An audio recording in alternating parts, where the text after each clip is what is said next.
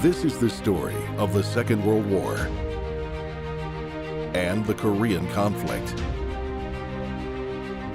the Vietnam War, Iraq and Afghanistan. True accounts of war told by those who were there. This is Roll Call.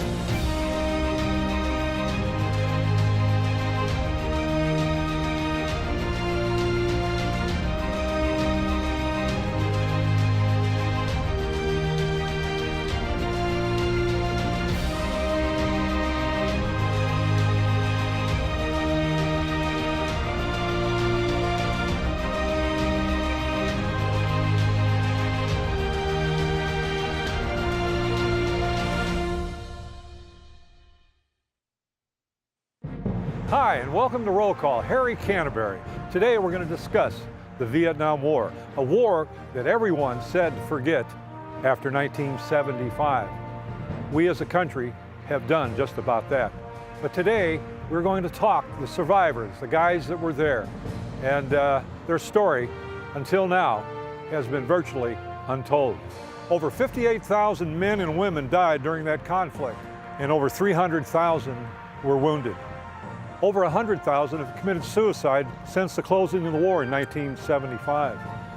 The scars and wounds are still with these men and women today. But we're going to talk to them about their story that has been buried for a long time. So join us today on Roll Call.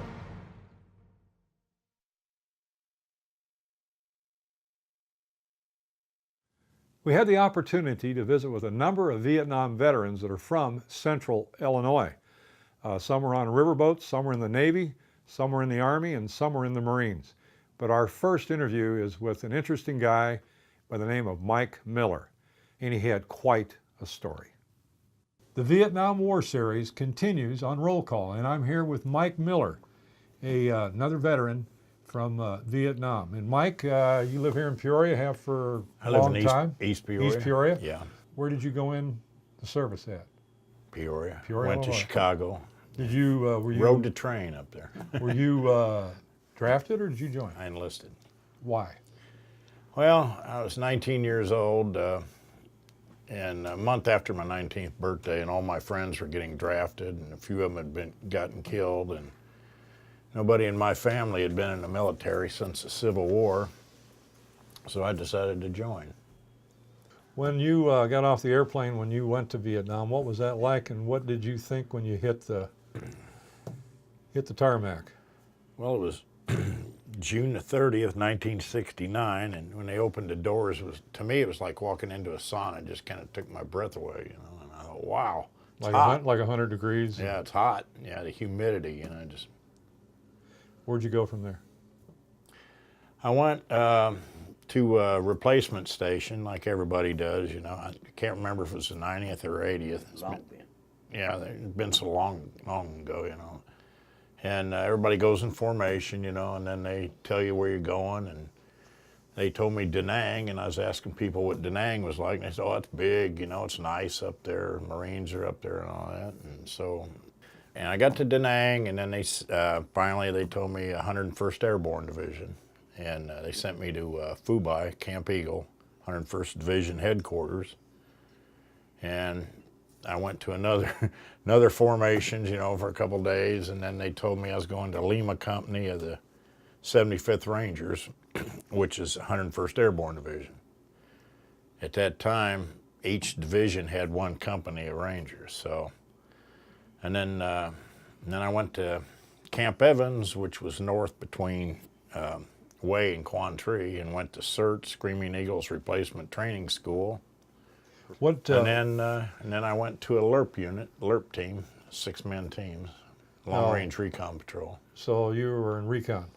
Yeah, for 7 months. A lot of people don't understand, know, or never will experience the environment that you're in. What about the jungle, the area? What was that like? A number of things. It's you had a lot of different things. You know, you had snakes, you had poisonous snakes, poisonous insects, booby traps, of course, the foliage, you know, wait-a-minute vines, that's what we called them. You know, well, you have to cut through them. And monsoons, you know, in triple canopy jungle, it could be 100 degrees, and you get into triple canopy jungle, and it's dark, and the temperature drops just like that, you know. And Didn't they have a small snake over there? That, yeah, they bamboo called it, viper. like one step. Step and a half, yeah. Some called them 2 steps, others called them step and a half. You know. You get bit by that, you're gone. Yeah, basically. If you're out there, yeah, you ain't gonna make it. Did You you? know, Ever, your medic could help you as much as he can. You know. but you're going to die. Yeah, if you don't get extracted immediately, yeah, You're more than gone. likely. You're gone. You know. And there were tigers, and tigers are 450, 500 pounds. So you not only had to contend with the weather, the environment, you know, deadly snakes, deadly insects, and then you had to contend with the Viet Cong. North Vietnamese. I never seen a Viet Cong the whole So time. you I were was out. fighting North Vietnamese. Right. Explain to everybody what the difference is between the two. North Vietnamese is the North Vietnamese Army.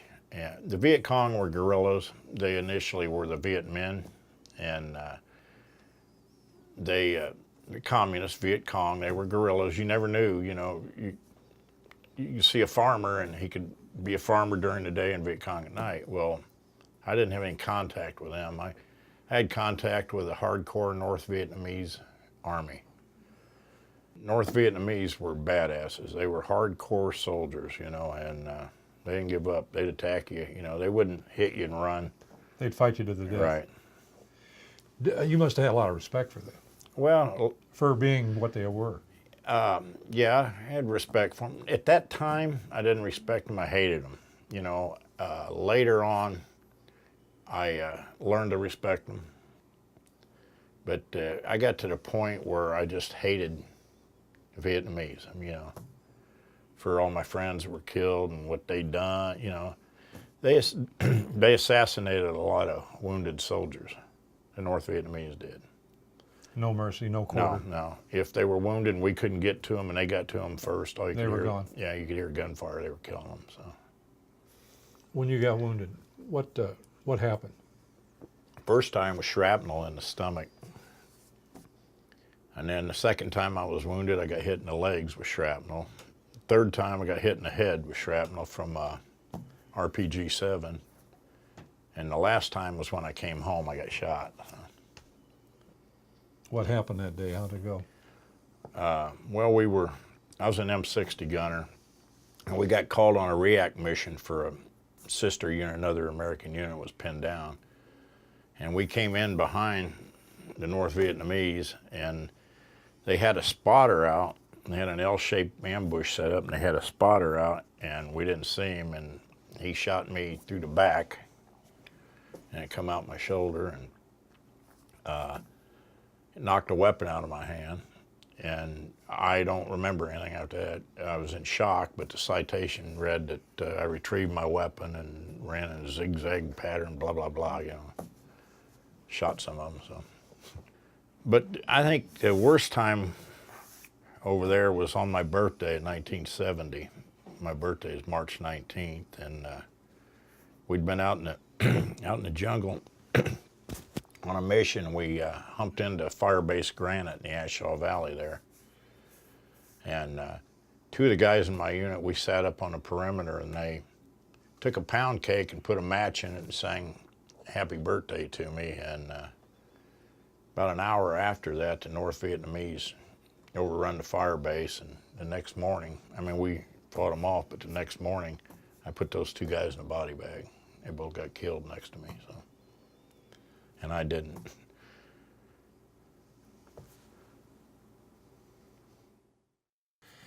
Mike, there's a lot of things that that bother you. I'm sure they do, because you spent a lot of time over there and you weren't in Disneyland.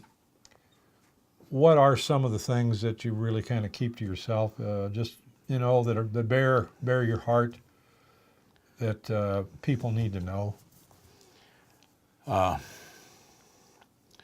See young guys, 18, 19. Matter of fact, I turned 21 over there. Have people killed right next to you, and nobody can understand that unless it's happened to them. And the smells, you know, I still have them today, the smells and different sounds, you know. And the things I did, being that young, you turn into something that you're not. I just wanted to kill everything. You know, I'm North Vietnamese. And what bothers me still to this day is I was a sergeant and as a team leader, and we captured a North Vietnamese nurse. Our grenadier blew her shorts off of her with an M79, and her legs were peppered with shrapnel. And of course, a couple of our guys had got killed, and she spit in my face. And we called for an extraction that we had a prisoner, and they wouldn't extract her. They told us to bring her into the closest fire base, which is going to be about 6 days away. And everything was socked in, and so she never made it to the fire base. I force-fed her peanut butter out of sea rations and wouldn't give her any water. She dehydrated and died, and to this day, I think about it, you know. Every day? Oh, just about every day, yeah. And that I was a monster, you know. At the time, I didn't think so, but war does it. But let's talk about when you came home. What was that like? You know, I came from the hospital in Japan, landed at Fort Lewis, Washington, and processed out, and they gave me a Class A uniform to put on, and instead I got civilian clothes and put civilian clothes on and went to the airport, got on the airport, went to St. Louis, took Ozark Airlines to Greater Peoria Airport at the time. And what year was that? That was 1970, November. And I got a cab from the airport and went to the first bar in East Peoria and got drunk. And then went and seen my girlfriend the next day. And we got a kind of a neat picture here taken in November the 10th of 1984. And that's your good friend Danny. And tell us a little bit about that photo. The Peoria, well, it was Veterans Day, 1984. You can see I look a little younger there in that picture. Yeah, I mean, yeah, quite a bit. And it was Veterans Day, and they asked us to be in the Veterans Day parade, and we were, and the Journal-Star took this photo. We want to thank Mike Miller and all his compadres that experienced those terrible years. And we should never forget, ever, what they did. To say that we are closer to victory today is to believe, in the face of the evidence, the optimists who have been wrong in the past. But it is increasingly clear to this report that the only rational way out then will be to negotiate, not as victims, but as an honorable people who lived up to their pledge to defend democracy and did the best they could. This is Walter Cronkite. Good night. A lot of you folks have seen the movie Apocalypse Now that aired a number of years ago. We have two gentlemen that were in the same type of boats that are portrayed in that movie. Bob Seiler from Germantown and Randy Prunty from the same town. They've never knew each other until a year ago. They served in the same unit with a 553 unit in Vietnam on the Delta in the PBRs. And they met a year ago for the first time. I think you'll find this interview very interesting. Bob, welcome to Roll Call. Vietnam veteran, 1968-69 in the United States Navy on a PBR. And for you folks that don't know what that is, that's a patrol boat river, but it's a river patrol boat. You get off the airplane, what was it like? What did it feel like? It was hot. I remember that Humid? much. Yeah, and you didn't know what to expect. We all ended up going to a big barracks and waiting for our assignments, where to go to. What are some of the things that happen to you guys when you're on patrol? Well, some of the bad times is the ambushes. You'd be going along the canals and narrow parts of the river, and you knew something was a little funny because there wouldn't be any river traffic or through a village. Nobody would be out along the bank, and you knew something might be coming up, and you'd get ready. But there was always an ambush. You hardly ever saw the BC. They'd fire at you, and you'd return fire. By that time, they were probably all hidden in their little holes or running for their lives, because we could throw out a lot of lead at one time. You'd shoot till you got out of the kill zone, what you hoped was the kill zone area. There wasn't anything further ahead, but anything to us, anything on the bank was fair game once we got ambushed. There was a guy that was going to go home the next day. Oh yeah. And he got struck by an RPG. Yeah, well, there was a Lieutenant J.G., and he just went out on patrol with us just to go to something to do. He was real short on time. We rounded a bend in the river and straightened out, and all of a sudden, wham, RPG come from the rear, hit a real narrow piece of armor around where the coxswain stands. And everybody's got a place on the boat, except the 4 guys do, except the 5th guy is an odd man, and he doesn't really have a place. And he was standing right probably 3 feet away from where the RPG hit, exploded, and it knocked out our electrical system. So I had to go to manual on my guns, and I'm firing like crazy around the bank, and I look back, and there wasn't anybody in the cox. I couldn't see the guy driving the boat, and we got further down the water, and I got out and went to the back of the boat there, and there lay that Lieutenant J.G. He was all perforated up and down his whole side, and blood everywhere. And coxswain, he had a big hole in his leg, and the other 2 guys, they had shrapnel for and the concussion knocked them pretty good. By that time, the other boat come up beside us and come over and gave us a hand. Probably the first firefight I got into, it was at night, it was dark, and we were trailing one of the big army type boats, iron boats. All of a sudden, this big red arc comes from the bank and goes right over the top of the iron boat. And everybody just kind of, RPG, I guess, or B-40 or whatever it was at the time. And then all of a sudden, the air just starts filling up with green and red tracers from AKs or SKSs or whatever. That being my first firefight, they just, you didn't know what to expect. And I just opened up and started shooting like crazy along the banks. Hopefully, of course, by that time they were probably hidden, ducked down. That's how they operated. You very rarely saw them. There's another time we had a ambush,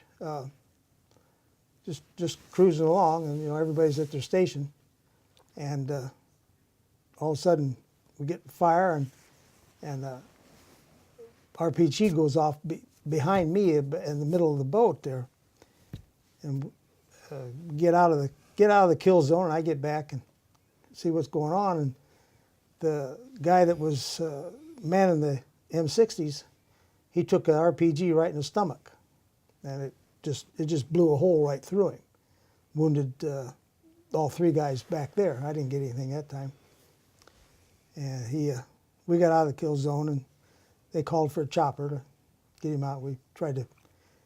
I had his legs, and the other guy had his arms, and we tried to pick him up, and we just come together because there was nothing. There was 2 little strips holding 2 body parts, up and lower together. They took him to a MASH unit, and it turned out that his cousin worked in that MASH unit. This guy was Woody. We knew him as, called him Woody. His last name was Woods. I can't remember what town he was from. But our CO worked it out to where his cousin could escort him back home to the United States. That was a nice deal for them. Oh. One guy on my boat, when the rocket hit back aft, he had a beautiful handlebar mustache. And when he come back to the division after going to to the doctors and there. He come back and looked at him. I couldn't hardly recognize him. When the rocket went off, it burned off half of his handlebar mustache, so he had to shave it off. And he was so upset. He had about a month left in country too, and he was going to go home with that handlebar mustache. He was real proud of it. He worked it all the time and waxed it, curled it. It was funny, but it really wasn't funny. Bob, would you do it again? Yes, I would. I'm a patriot, and I love my country, and if I was called up to do it, I'd go in a minute. That's good. Thanks for joining us on Roll Call. We really appreciate it. Thank you. We're here with Randy Prunty from Germantown Hills. Randy went into the service in 1966, and we're going to talk about his experiences as a gunner's mate, petty officer on what they call a PBR boat. But I want to welcome Randy to the show. Tell everybody what a PBR was. I've read up on the boats. 32-foot long. They made two models, a Mark I, a Mark II. 32. I served only on the Mark IIs. I got there in May 1969, and Mark II was the only. I was in River Division 553, and Mark IIs are all we had at that time. The Mark Is were being phased out. Mark II was a little bit faster, a little bit more, had a gun rail around it, so you could take bumping on the side a little bit better. We're going to talk about one of the firefights, one that means an awful lot to you. You were given a, well, you were up for the Silver Star, but you told the officer that a lot of things, but you still ended up with a great commendation here, the Navy Commendation Medal. And Five times. 5 times. And I'm going to read this if I can. For heroic achievement while serving with friendly foreign forces engaged in armed conflict against the North Vietnamese and Viet Cong communist aggressors in the Republic of Vietnam. On September the 17th of 1969, Petty Officer Prunty was serving as gunner on board a river patrol boat set in waterborne guard post on the Tri Ton Canal. Suddenly a group of Viet Cong were detected approaching on the west bank of the canal. Executing extreme fire control discipline, he allowed the enemy to walk into predetermined crossfire position. At that exact moment, he opened fire and cut down the enemy immediately. Realizing that the enemy group had been making a resupply attempt, he volunteered to conduct a search in the area for supplies and weapons, and under the constant threat of enemy attack, he repeatedly dove along the banks of the canal and brought up valuable supplies of ammunition. As a result of his actions, 3 sampans, 30,000 rounds of ammunition and 30 mortar rounds, 5 automatic rifles and 1 carbine, 10 rockets, 2 hand grenades, and numerous papers and articles of clothing were captured. His decisive action and bravery were instrumental in dealing with the enemy of a devastating blow. Petty Officer Prunty's professionalism, courage, and devotion to the duty were in keeping with the highest traditions of the United States Naval Service. And the combat distinguishing device is Combat authorized. Yeah. There's the rifle there. Tell us about that. You want to hear the real story now? Yeah, let's hear the real story. Okay, that was the bull medals paper that I got the medal with.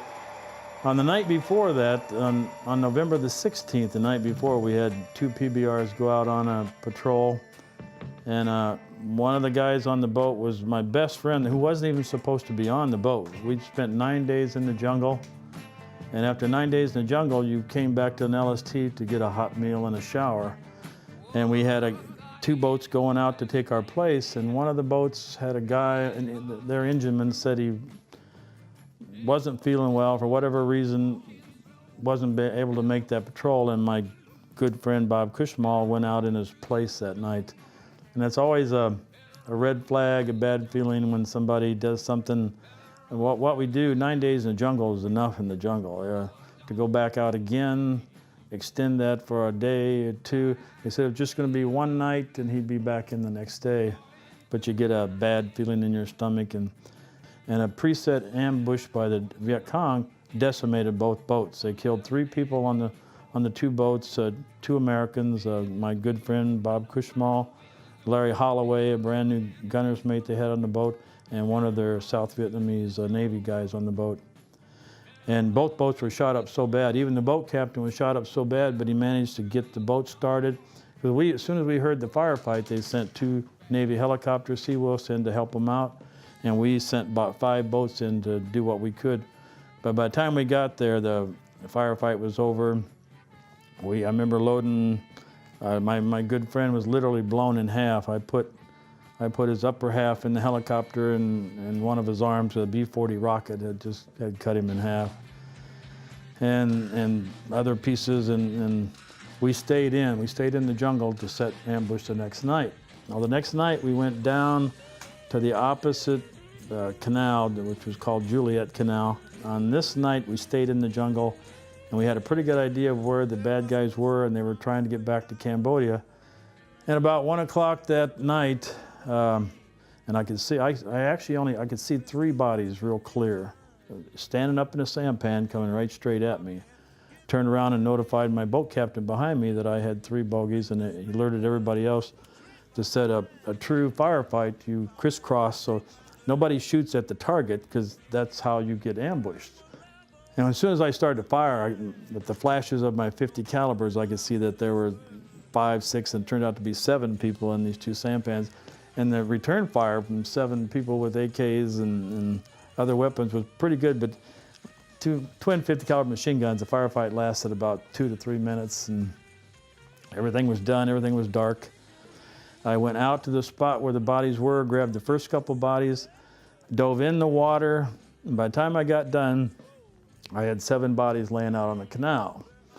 And then, like the medal said, commendation said, I started pulling out the rounds of ammunition, and it turned out that one of the .50 caliber rounds that had hit one of the Kong right in the head and just literally emptied out his brain cavity. It was just amazingly smooth, just clear, and that dark hair was just a flap of skin, a little bit attached, and a little piece of bone came off that flap of skin. And he picked up the flap of skin and tossed it at me. He goes, here's your medal, Prunty, and I just caught it and stuck it in my pocket. And it literally stayed in my pocket for 2 or 3 days, and once I got back, I took all my bloody clothes off and wadded them up and threw them in the bottom of the boat. And 2 or 3 days later, I washed them myself with a bucket in the boat, and I found that little piece of bone. I ended up putting a little hole in it and put it on my dog tag. And then at that time in Vietnam, I used to put peace signs on all my articles of clothing. But somebody suggested that since they knew I liked the peace sign, it's 1969, so I ended up carving a peace sign out of that piece of bone, and that's it. And that literally, guys come back with all kinds of issues, and most people don't remember what medals anybody got, but over the years I've had friends call me, and if they say, have you still got the peace sign, then I know there's somebody that I know and somebody that knows me. And it's helped me in so many different ways. I can't even begin to, and there's a warrior involved in this too. There's a respect. I only wear it around my neck on Veterans Day, on Memorial Day, and on November 17th I wear it. And there's a certain amount of respect given there for that exchange of life. But that particular night, somebody was going to die. Somebody did. And they did. I want to thank you for coming over and sharing your feelings and bearing your heart. I really appreciate it. And Bob's gone, and he was a good friend, and he's sadly missed by you and his family. But his memory goes on because of you. And let's have a toast to Bob. Oh, let's have a toast to Bob. Yep. Here's the Bob. To Bob and everyone else out there that needs a toast to keep the memory alive. I'd like to thank Mike, Bob, and Randy for their interviews. Stories that need to be told and have been kept quiet for a long time. I asked these guys, would you go back if called? And each and every one of them said yes. I'm Harry Canterbury. This is Roll Call.